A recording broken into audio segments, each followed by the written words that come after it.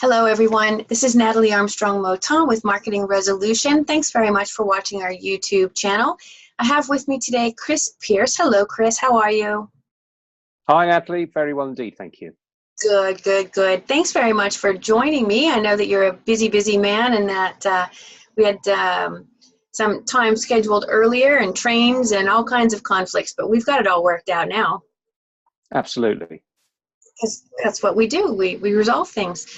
So I know that you have some really unique trainings that you offer through Clarity Space.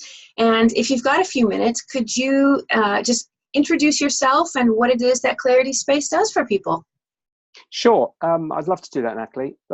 As you said, my name's Chris Pearse, and Clarity Space is an enterprise I set up quite some time ago, really to offer facilitation services to senior teams in various corporations. And that's kind of evolved over the years into what is essentially a coaching practice, an executive coaching practice. And it's culminated in a 24-week program that I run.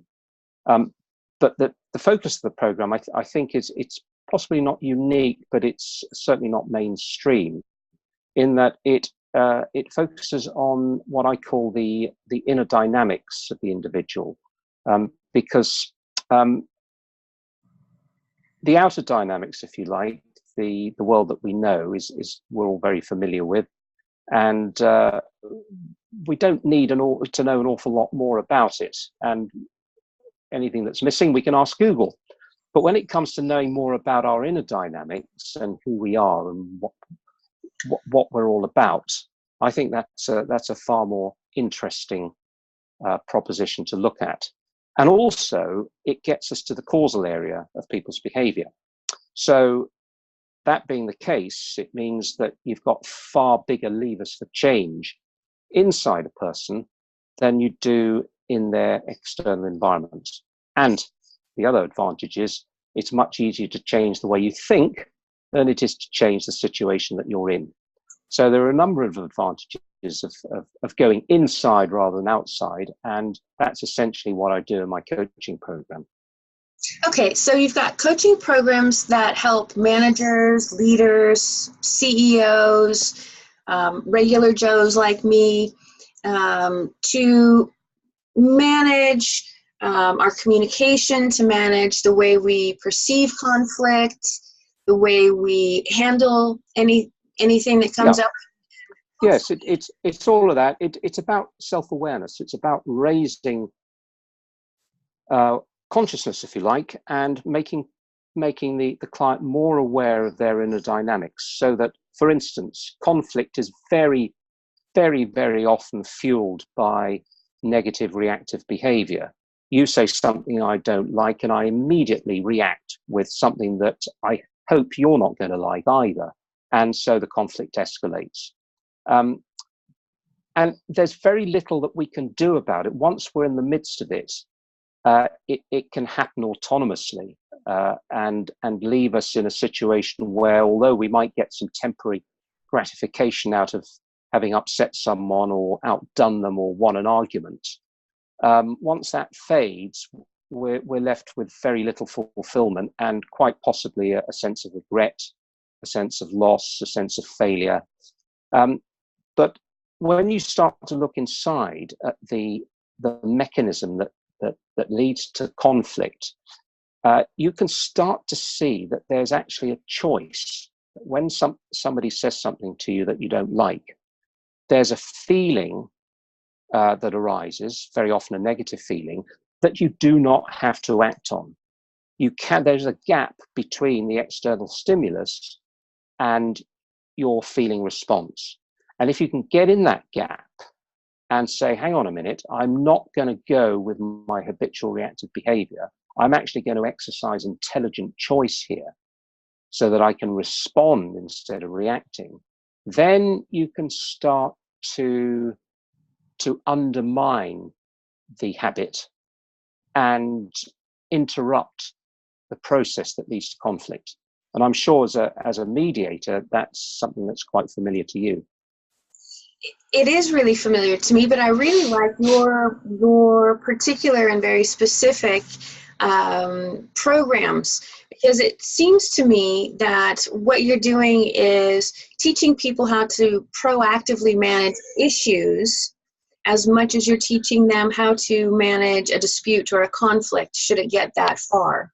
Oh, absolutely. And what I'm doing is because I don't teach techniques or even strategies. What I want people to do is have the insights into their own being, their own inner world, so that they can understand what's going on and not actually need to adopt techniques and strategies. I'm not saying there isn't a place for those. There absolutely is. And in fact, whilst you're learning the bigger picture, it can be very useful for people to rely on tips. It's a bit like, you know, if you get a really bad toothache, a tooth infection, it would be foolish to wait to go to the dentist. You're better off taking some painkillers now, and then possibly a course of antibiotics, and then getting the tooth extracted. So I'm not advocating this as a sole approach, but it's the most powerful long-term solution, because it changes the way that you behave, you know, and it also changes the relationship you have with yourself, and as a consequence, it radically changes the relationship that you have with other people, and you start to understand that, wow, if I've been subject to some of these autonomic processes that I'm now beginning to get a grip on, well, maybe everybody around me is also in the thrall of these processes, and maybe they can't help doing what they're doing, behaving like they're behaving. Maybe they're just doing the best they can with whatever they've got. So it actually tends to make people a lot more compassionate, tolerant, and and and less stress filled as well. So it's a you know, this kind of inner knowledge is a fantastic antidote to a lot of the stress that people experience, because conflict is really a manifestation of a stressful relationship. But you don't need someone else to experience stress. You can do that on your own, in a telephone kiosk if you want. But stress is very, very damaging, and I'm no psychologist or psychiatrist, but I suspect that this kind of stress is a significant factor behind a lot of the mental health issues that we have today. Yeah, I think that you're probably right. I remember one of the loveliest things that I learned from my grandmothers was something that, you know, when I was a little kid, it was difficult to understand, and, you know, I didn't always put it to good use. My grandmothers used to say to us, you know, there's the 100-year rule, you know, apply the 100-year rule. The 100-year rule that they were talking about was that if something was going to matter 100 years from now, then you should stand up and you should fight for it. You should, it will make a difference, and it's worthy of your time and attention. If it's not going to matter 100 years from now, you probably ought to step back a little bit, take a deep breath, and approach it somewhat differently, because it's just a detail. Absolutely. Now, that's all about perspective, isn't it? It's all about perspective, point of view, and how big the picture is that you're looking at. And one of my hobbies is looking at the stars. And when I do that, that can really shift one's perspective over just how unimportant one's little existence really is, you know. And yet we do take ourselves so terribly seriously. You know, I don't know about 100 years. Well, I suspect in 100 years' time, no one's going to have any memory of me. In 1,000 years' time, or 10,000 years' time, which is still a small period, you know, in the history of mankind, none of us are going to have any importance at all. So, you know, our little sojourn on the earth is very short in the grand scheme of things, very short indeed. So why? And we come in with nothing. We certainly leave with nothing. Let's not take it too seriously. Let's have fun. And here's a really existential philosophical question: what is the purpose of life? Well, I can tell you what the purpose of life is for me sometimes, and that's just to live. And it's no more complicated than that. But the human condition is such that we do make it complicated and difficult and challenging and stressful and all the rest of it. We do, and I know that what you teach us is that kind of stress, those kinds of interactions, we have a choice about how we approach them, Yep. about how we view them, about how we Yep. manage them, and that thereby reduces the stress that we feel, and that that kind of release of those things actually has a contagious effect. It leads from you to me to the next Yes. person that I talk to in my calendar. It leads to my interaction with my neighbor at the mailbox. It leads to the way I treat the people in line at the bakery and my Yep. conversation that I have with my children and my husband. And so it has this trickle-down effect that is incredibly powerful. Absolutely. And it's not always fully conscious, because sometimes you just feel a little bit more uplifted than usual. And you won't necessarily be able to attribute that to a particular event. Or you might have a vague sense that some interaction you had with someone was quite uplifting. But it won't necessarily be conscious in the sense that, oh, Natalie, I had a great conversation with Natalie this morning, so I'm going to be nice to everybody from now on. It doesn't really work like that. This stuff is under the radar, a lot of it. And speaking of under the radar, sorry, it's a bit more subtle. You're right. Absolutely. And I think one of the metaphors I use talking about radars is that we need radars, but we need a radar that's pointing in, not just out. And we are change everything that's out there, but we spend very little time looking in. Coming back to the habits that you were talking about, one of the reasons we can find it quite difficult to change our behavior once we realize that we want to is because it can be the product of decades of practice, and practice makes perfect. So we practice a habit to the point where it becomes autonomous, and then one day we wake up and decide, oh, I don't like that, got to change it. And lo and behold, it's not quite as easy as we'd like it to be. So, you can make a little bit of progress, and then your partner will say something and you'll lose it completely. And then you'll beat yourself up because you thought, well, I thought I was better than that. I thought I'd broken that habit. But there are many, many layers to it. Sure. But I suppose that's the great value in your particular trainings, is that it's not just an afternoon. This is an ongoing support program that you've built for people. So you have the one-on-one coaching, or you with a team, or you with a company, or you with a couple. And then they also you've got resources on the clarityspace.co.uk website, so that people are constantly being supported by you and this program. You don't just have a conversation and then send them off into the world and wish them all the best. No, that doesn't work very well. No, you're absolutely right. There are various levels of this. So I work with senior teams on strategy, and the way I see the kind of conscious focus is on strategy. I'm also exposing a lot of the interrelationships in that team, and the kind of social dynamics, the rapport, and all of that stuff, and the way they communicate. but it's done in the context of strategy. So it's not navel gazing, and that's a powerful thing.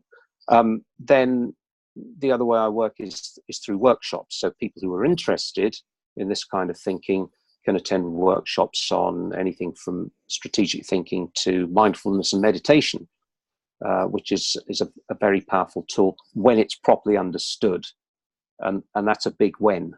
Because that there's a lot of chat about mindfulness and meditation these days. It's becoming commercialized, and unfortunately the reality is that there's not always the depth of knowledge behind some of the offerings that there needs to be. And then we've got the coaching program, and it is a program. It's a 24-week program, which is in my experience about the optimum period of time to initiate and embed some real behavioral change. So it comprises weekly material, which is quite challenging in terms of the subject matters and getting people to look at themselves and their behaviors. It does challenge a lot of orthodox thinking in a good way. But it's supported by one-on-one meetings. So rather like you and I are meeting over Zoom, I would meet the client over Zoom or face-to-face for a couple of hours in order to do two things. One is to explore the material that they've looked at, and secondly, to look at live work challenges that they're confronted with. Right. So that brings me to my next question, and I think I know the answer, but I just want to be sure. Because we have this kind of technology, you can work not just within the UK, but you can work with clients anywhere on the planet as long as they've got an internet connection, and we can have this virtual face-to-face kind of conversation. Yeah, absolutely. And contrary to some of the received wisdom, a Zoom meeting is as good as a face-to-face. And if you were to say, yeah, well, okay, you're seeing each other, you've got the body language, but what about telephone? Well, the telephone meetings are actually quite interesting, because when you take away the physical, the visual presence, you focus that much more on the voice of the person you're listening to. So you're gathering more information through the auditory channel like that. It's rather like people with sight impairment become much more acute in terms of their hearing. So it swings and roundabouts, but I first discovered this years ago when the volcano in Iceland blew up, and my coaching client, who was flying over from the States, couldn't get across. So he had to go back to the States, and we started coaching remotely like this. I think we used Skype at the time, and carried on. And we did the whole coaching program, and I only met him face to face about 5 years afterwards. And it didn't feel as if I'd never met him. It didn't feel as if I'd never met him physically. So yeah, Zoom, anything, as long as it's real time. Well, and I think that, there is a lot of value in you and I sitting face to face. I can see your face. I can see if you're, I don't know, rolling your eyes at something I say, or I can, I can see that, as I'm talking, your mind wanders away from the conversation, even though you're giving me verbal cues that tell me that you're paying attention to my conversation. So it is really valuable, this face-to-face. So I really like it that you can do that for your clients. I think that's excellent.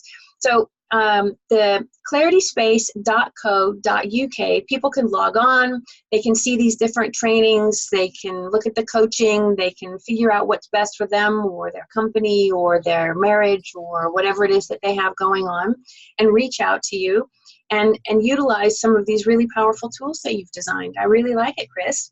Absolutely. I'm glad you do, and I from a fellow professional and specialist, I appreciate that. Thanks very much. Thanks very much, and thanks for joining me face to face. It's nice to see your handsome self. Thank you, Natalie. You're welcome. Listen, everybody, if you enjoyed this video, please subscribe, like, share. I've got Chris's website link down in the description box. Click on that. Give the man a call. He's a professional of the highest standard. And as always, be good humans.